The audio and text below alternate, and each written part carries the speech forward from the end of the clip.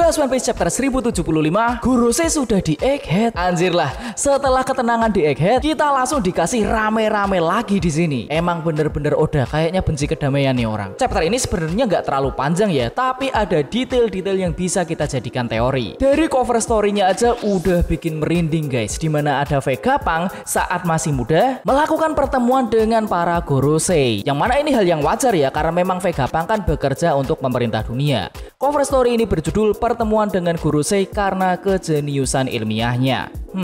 Penasaran nih apa yang mereka bicarakan di sini? Penyerahan otoritas Seraphim. Tapi masa ini udah ada Seraphim apa belum ya? Atau hal lain? Nah, ayo kita masuk ke dalam ceritanya. Chapter ini berjudul Game Kematian Labo Face. Shaka di sini mulai panik karena Pythagoras tidak merespon setelah terdengar adanya ledakan yang besar. Shaka berkata, apa ini sebuah kecelakaan? Aku harap dia tidak apa-apa. Denden Mushi 12 Gedung C periksa daerah sekitar. Dan dari layar pun langsung terlihat adanya bayangan seseorang yang menghancurkan Denden Mushi pengawas. Dan monitor pun tidak berfungsi lagi. Luffy tiba-tiba lalu berdiri karena dia bingung. Hei, si Helm, apa terjadi sesuatu dengan headsetku? Tiba-tiba aku tidak bisa mendengar suara semuanya. Si Helm ini maksudnya mungkin si Shaka ya. Lalu kita mulai berkeliling di gedung A lantai 3, di mana Nami, Edison, dan Brook sedang mencari Vegapunk yang asli. Dan di sini Nami menemukan permata yang bagus-bagus banget. Wow, lihat permata yang berharga ini. Tolong berikan padaku ya. Edison langsung menolaknya. Kau ini tidak ada sungkannya sama sekali ya. Brook lalu membujuk Edison. Ayolah, lagi pula semua orang sedang evakuasi kan. Edison tambah jengkel. Memang benar sih, tapi tetap tidak bisa. Kepalamu itu rusak apa gimana sih? Enak aja. Tapi Nami tiba-tiba langsung membawa tas besar berisikan permata itu. Wah, tasnya berat sekali. Kita pulang aja yuk. Kita ini harus mencari Stella tahu. Edison tambah marah di sini. Karena terlalu berat, mereka pun lalu pergi. Tapi di sini Nami masih ngotot. Iya. Aku taruh di situ dulu, terus nanti waktu kita pulang kita akan mengambil tas itu lagi. Edison di sini langsung ngomong, kau tahu permata itu buatan manusia dan hanya untuk keperluan industri saja. Nami kaget. Hah, kalian bisa membuat permata? Edison lebih kaget lagi dengan tanggapan Nami. Apa-apaan matamu itu? Ternyata mata Nami langsung berubah menjadi seperti ini. Anjir, Nami emang nggak pernah berubah ya kalau masalah harta. Kita lalu dibawa ke gedung A lantai 2, di mana ada Chopper, Atlas, dan Robin di sini. Chopper bertanya, jadi wajahmu itu cuma topeng ya? Atlas menjawab, aku bisa merubah bagian tubuhku kapanpun diperlukan. Begitulah cara kerja teknologi masa depan di sini. Robin tiba-tiba fokus terhadap sesuatu. Tunggu, apakah ini Vegapunk? Atlas pun menjawab, oh bukan kok, itu adalah organoid. Itu akan menjadi hal yang sangat penting untuk para dokter di masa depan. Chopper langsung kagum. Wah, kalian bisa menciptakan organ. Keren. Robin seperti biasa dengan dark jokes-nya. Aku kira itu tadi organnya Vegapunk yang sudah dimutilasi. Robin itu menakutkan. Aduh, waifu kita guys, psikopat asli. Kita lalu kembali ke gedung A lantai 4, di mana Luffy yang khawatir langsung menghampiri Shaka. Hei Helm, apa yang terjadi? Shaka di sini benar-benar panik. Edison, ini Shaka, cepat jawab aku. Luffy di sini jadi ikutan panik.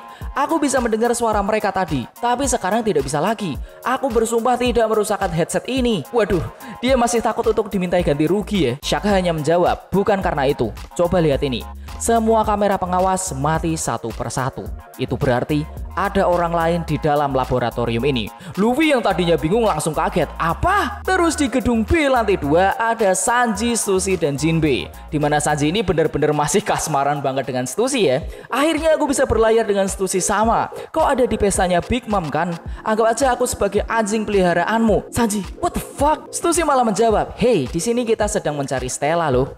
Jinbe malah melihat-lihat sekitar. Laboratorium ini besar sekali ya. Stussy langsung menjawab, itu karena lantai ini merupakan pabrik senjata, jadi kita harus berhati-hati. Terus di gedung C lantai 3 ada Usopp, Lilith, York, dan Franky. Usopp terkejut dengan senjatanya Lilith. Apa? Bubble gun? Lilith menjelaskan, itu benar. Benda ini bisa membuat gelembung terkuat dan bisa memantulkan serangan apapun. Usopp di sini kaget. Senjata macam apa coba yang bisa memantulkan serangan? Sedangkan York masih saja mengantuk dan Franky mencari Vegapunk. Lalu mereka pun sampai di sebuah jembatan yang penuh dengan asap. Mereka pun lalu mendekat karena seperti telah terjadi ledakan di tempat ini. Usopp lalu berteriak dan terus berlari. Lihat, ada orang di sana. Tunggu, bukankah itu Pythagoras! Anjir cuy, Pythagoras benar-benar terkena ledakan yang tadi. Mereka mulai panik karena kepala Pythagoras tidak ada dan berpikir bahwa suara ledakan tadi berasal dari tempat ini. Tiba-tiba ada yang mendekat dan Usopp siap menembak. Wah, siapa itu? Ternyata itu adalah kepalanya Pythagoras yang selamat. Tunggu, jangan menembak, ini aku. Mereka pun langsung menanyai Pythagoras tentang apa yang terjadi. Apa yang terjadi? Kalau melihat kondisinya, jangan-jangan ada musuh ya? Pythagoras menjawab, itu tidak mungkin. Tapi mataku tidak mungkin salah lihat. Lilith di sini udah nggak sabar. Cepat katakan. Tapi aku mungkin saja salah lihat. Hei, tunggu. Di mana York? Ternyata York sedang di ujung jembatan bersama seseorang dan York berkata, "Hei, bukankah Edison bilang untuk menghentikan serangan? Kau cukup menunggu di luar saja, oke?" Ternyata yang diajak ngomong sama York adalah Snake. Pythagoras langsung teriak, "York, cepat menjauh darinya!" Dan tiba-tiba Snake langsung mengeluarkan Mero Melo yang membuat York menjadi batu. Snake lalu menendang York dengan sangat keras. Usopp dan Lilith terkejut. "Ada apa ini? Bukankah itu Seraphim? Kenapa kau bergerak sendiri? Aku perintahkan kau untuk berhenti." Tapi Snake tidak mendengarkan perintah Lilith dan dia langsung menyerang mereka semua. Ledakan ini membuat mereka semua itu terjatuh dari jembatan. Lilith merasa bingung, ada yang salah di sini. Apa mereka tidak sadar kita ini Vegapunk? Pythagoras membalas, "Aku juga bingung, dia tidak mendengarkan perintahku juga tadi." Sebelum jatuh ke tanah, mereka sempat menggunakan sepatu hovernya dan mendarat dengan aman, kecuali Usopp. Franky langsung marah, "Bocah brengsek, kenapa dia menyerang kita? Apa kita bisa menyerangnya balik?" Dan dari atas, Snake itu hanya melihat remeh mereka.